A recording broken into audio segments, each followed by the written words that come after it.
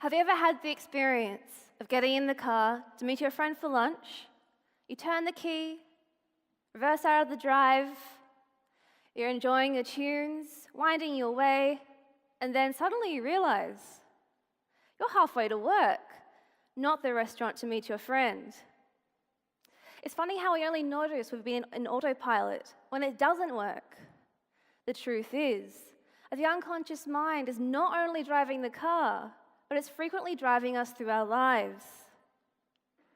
Every moment, every action wires the neural pathways of the brain. When these pathways are reactivated, they become stronger. Neurons that fire together, wire together.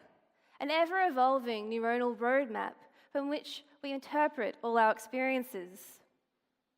So, what trip are you on? What are the experiences that have shaped who you are? Were you the golden child, the class clown, the quiet one? How about when our maps of meaning, our stories no longer serve us? How about growing up in an abusive household? How about spending your youth on the front lines of war zones? How will your neuronal roadmaps help you then to get an education, a career, a loving relationship? They won't.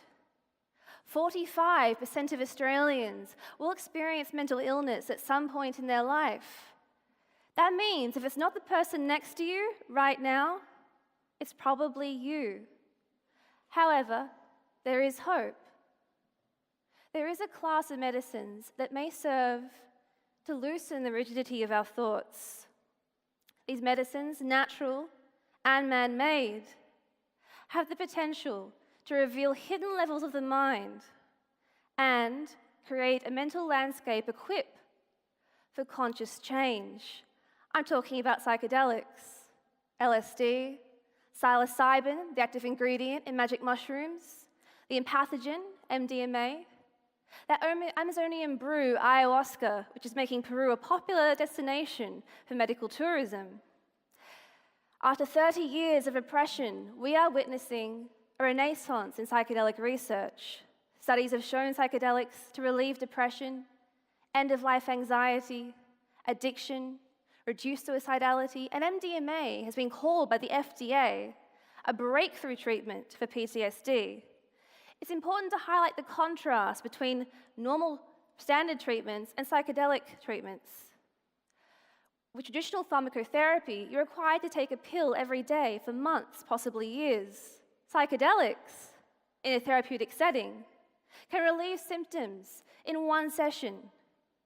Psychedelics aren't traditional pharmacotherapy, they're meaning-making molecules.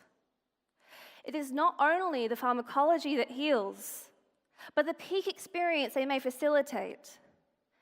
Abraham Maslow characterized peak experiences, natural ones, as the long-term resource of artists, high performers, and self-actualizers.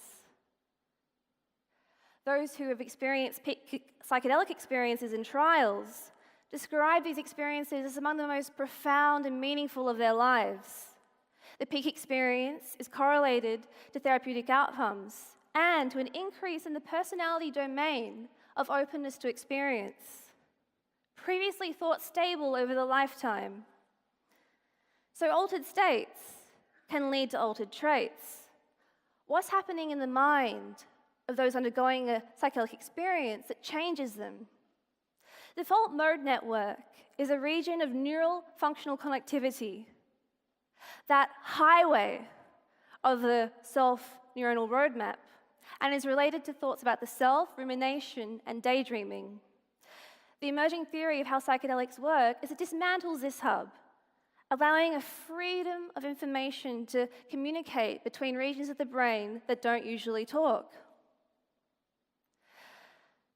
So, by increasing the permeability of conscious and unconscious, of old and new, of trauma and today, of pain and hope, patients have the possibility of rewiring the concepts of their self.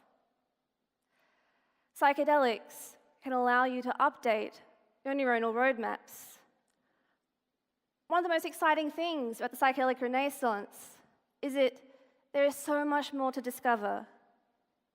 And the time to invest is now. Yet in Australia, we are still in the psychedelic science dark ages. Of all the scientists in the world, Australian scientists are among the top 7 of the most cited.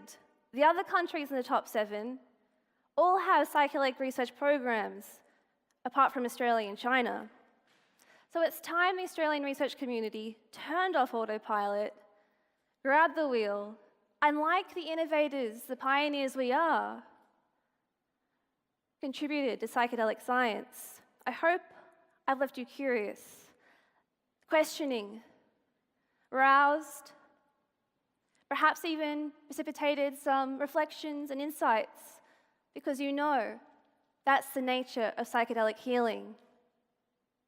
Thank you.